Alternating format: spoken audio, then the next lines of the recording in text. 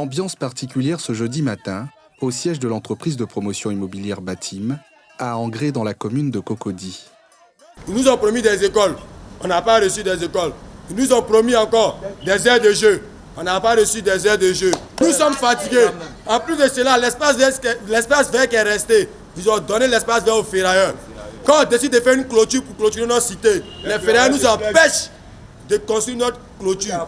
Les riverains de la cité Batim d'Anonkwa-Kouté, située au quartier Ndotré dans la commune d'Abobo, y étaient pour manifester leur colère face à l'immobilisme des dirigeants de cette entreprise, devant les nombreux désagréments auxquels ils font face depuis leur installation sur le site.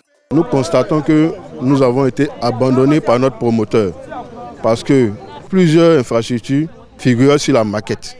C'est à partir de cette maquette-là que nous sommes engagés avec eux. Ces gens-là viennent et ils s'installent sur le terrain, ils s'installent comme ils veulent, ils font des magasins qui obstruent la voie, on a des difficultés pour rentrer chez nous, nos enfants ne sont pas en sécurité.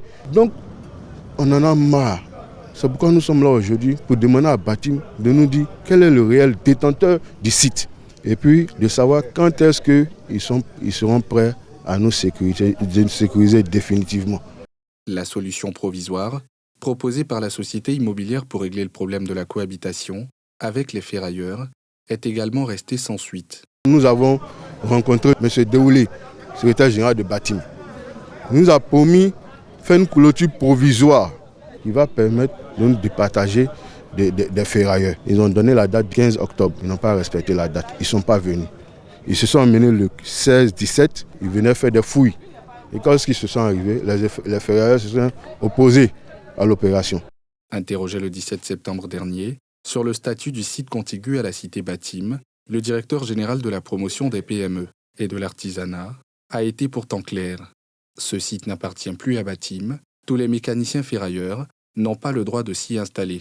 Ce site même est le site sur lequel le ministère envisage construire la casse moderne, qui est un ensemble d'ouvrages qui entre en harmonie avec l'aménagement de la zone et qui permettra de pouvoir non seulement permettre d'offrir un cadre de travail décent aux artisans, mais également qui va éviter que les riverains puissent souffrir de nuisances. Pourquoi ces artisans, qui n'ont pas le droit d'occuper ce site, continuent d'y mener leurs activités, sans être inquiétés, malgré les plaintes des acquéreurs de la cité Batim à Anonkwa-Kouté? Pourquoi la société Batim n'arrive-t-elle à offrir à ses acquéreurs cette clôture, à eux promis pour assurer leur sécurité? Des questions qui restent jusque-là sans réponse, puisque les portes de la société Batim sont restées fermées aux acquéreurs, mais aussi à notre équipe de reportage, ce matin. En attendant, les riverains de la cité, qui ont acquis ces habitations dans le cadre du programme gouvernemental de logements sociaux, restent désemparés et sans solution. Ils appellent les autorités locales et le gouvernement à les aider à trouver une solution définitive à cette situation qui met en péril la sécurité et le bien-être de leur famille.